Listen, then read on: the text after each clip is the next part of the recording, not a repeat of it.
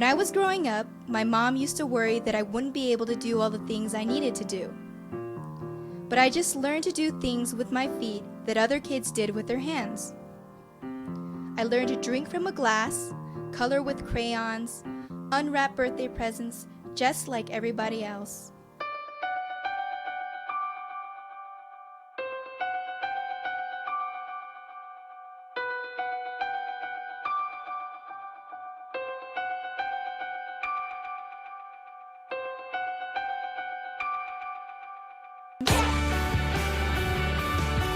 I started taking Taekwondo when I was 10.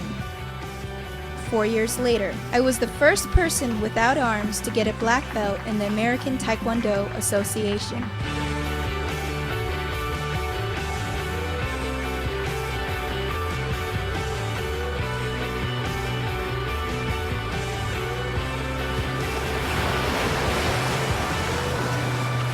Some people are afraid of the water or saying they can't do something, but it's not about that. It's just going out there and saying, how can I accomplish it, as opposed to, can I accomplish it?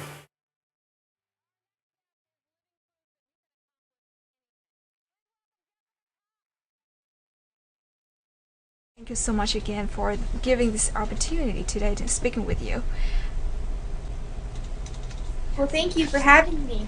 Yes, no problem. So, I have the first question. So, you've been known as an inspirational keynote speaker, and you have your own motivational services, right? So, back in the day when you were little, what or who were your motivations or inspirations? Not only to do many things that other people still do, but also to overcome the difficulties that may come your way. Well, my parents were very supportive of me. My mother would often say, you know, God has a plan for you and you can do anything. And so she told me that every time I was frustrated or if I wasn't sure about myself. And she gave me that encouragement that just has been a part of who I am now. And my father helped me have a foundation of acceptance. He never saw me as a victim. So he empowered me to believe that I was not a victim of any handicap or disability. It's just that that's who I am. And it's not that, you know, I'm disabled in any way and I should not feel a victim of anything. And so he helped me have this strong confidence, and my mother told me that I can do anything. Did they actually encourage you to become a pilot, or is that your own dream, your own wish? They actually did not encourage me to become a pilot. Becoming a pilot was something that I decided on my own. In fact, there were no pilots in my family. I had never been in a small single-engine airplane in my entire life until my first day of experiencing what it was like and deciding I wanted to be a pilot. And I was 25 years old when that happened. I was actually the first flight. I was only 21 years old. So I experienced all of my life up until 21 years old, not knowing what it was like to be in a small airplane. So that was all on my own decision. Our next guest is living proof that you can accomplish anything. Please welcome Jessica Cox. And it's one thing to do karate and play piano, but you decide, I'm going to learn how to fly. What made you do that? On the elementary playground, I remember on the swings envisioning myself being Superwoman, and I could fly over the playground, and I was everyone's hero, and one at a time I would take a person up and share my superpower. And it wasn't until years later that I was able to fulfill that dream of being Superwoman.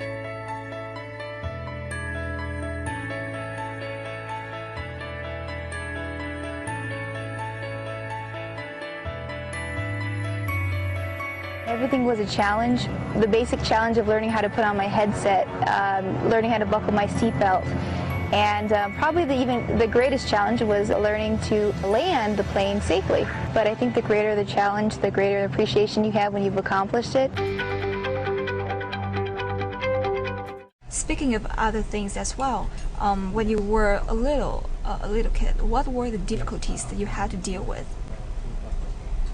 Well, of course it was, dealt with being different and how to deal with other children who would, ask questions, who weren't always nice. They were sometimes mean. And all the emotional challenges of being different, that was something that I was faced with. Some of the physical challenges was learning how to get dressed. That wasn't as easy as it is for most people. And so that became a journey of probably 10 years of trial and error, figuring out what kind of method to help me become independent. I lived close to my elementary school throughout part of my childhood. So sometimes I would walk to school, sometimes my parents would drop me off. And when it came to junior high school, 8th grade, I started riding the bus. So I went on the school bus for the first time for 8th grade, as well as I believe it was 9th grade. And then I started going to school with my brother, so we ended up driving to school in high school. So surprisingly, a lot of the kids, they were very curious, naturally wondering, how did I lose my arms, which I never had them to begin with. So a lot of times they were curious, they wanted to ask questions. Some of them were mean. I can think of a few, that some kids are rowdy and not nice, and they would just, poke fun at me or things of that. But I'd say for the most part, I was lucky to have good friends who stood up for me. And when I went on the bus, I had a good friend that I always sat beside, and that helped me, because I think that a lot of times when you have a friend, it makes it easier to deal with anything. As I learned from your website that you've been to 20 countries to give speeches, share your own message to people. Can you name a few countries that you've been to? Yes, I've been to Sri Lanka, I've been to Malaysia, I've been to Italy, Greece, the Vatican. I have been to El Salvador, Guatemala, Canada, of course, that's not far from where I am, in Mexico. And wow, there's a couple more out there that I can think of. Just went to Korea this year, and Ethiopia, Kenya, and Ghana. So I've been to Africa 3 times. So what stories or experiences of giving speeches internationally that have impressed you the most? One of the speeches that I will not forget was my speech in Ghana, Africa. And the reason I won't forget that is because a woman came up to me before I spoke on stage in the capital, Accra, Ghana. And she came up to me. She was also born without arms, but she told me her story. And it wasn't as, it was a very sad story, because when she was born, the community thought that she should be abandoned.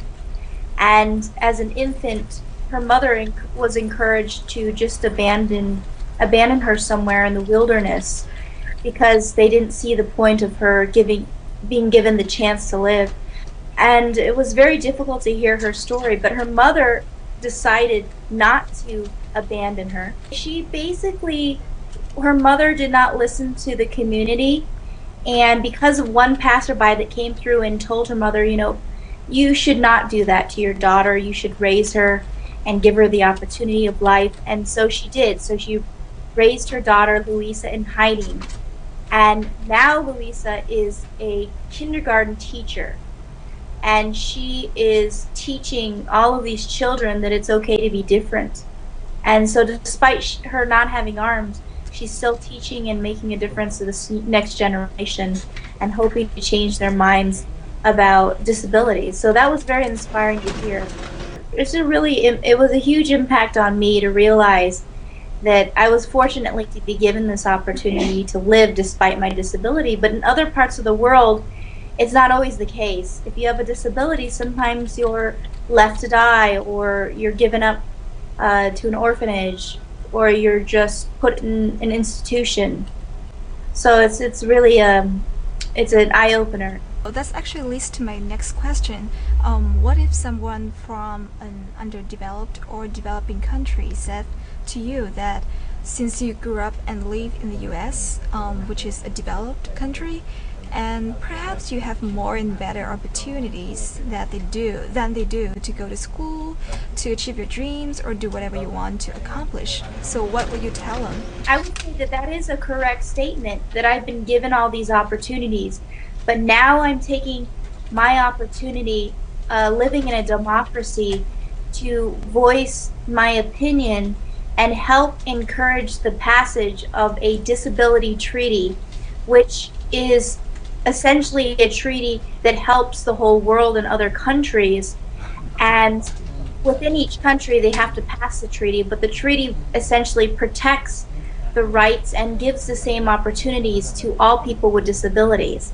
And so now, because I do realize that, I'm helping with encouraging passage of this disability treaty to help others around the world, so that it's not just someone like myself because I was born within the United States, but it's something that's available for anyone with a disability. So when you were little, one of your dreams was to become a pilot. Now you achieve it. So what's your next plan, or what's your next dream? My next dream is to we are working on a documentary, and the hopes is to reach even more people than the people I speak to. And with this documentary, we're hoping to reach millions of people, to inspire them in the same way that I inspire them with speaking in front of, on a stage.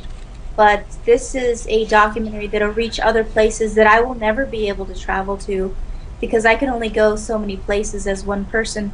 But this is a documentary we're working on, and we are hoping to gain support financially, small or large, to make this a possibility, because we've done all the filming.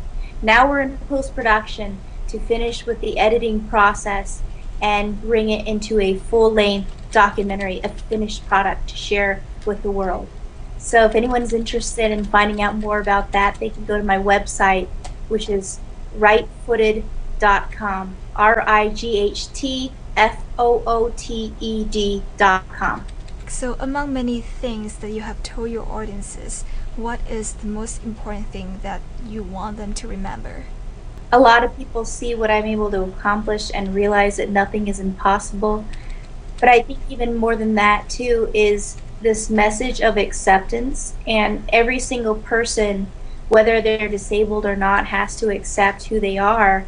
And that's something that I hope people can understand, that they need to accept their own life challenges, their who they are.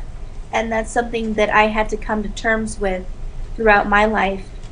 And it wasn't always the case that I was a very confident person, but I had to accept who I am and in turn develop confidence. So that's something I hope to share with other people. Yes, the message that there are no limits, that we only limit ourselves, but also the message that it's so important to accept ourselves for who we are and love the person we are.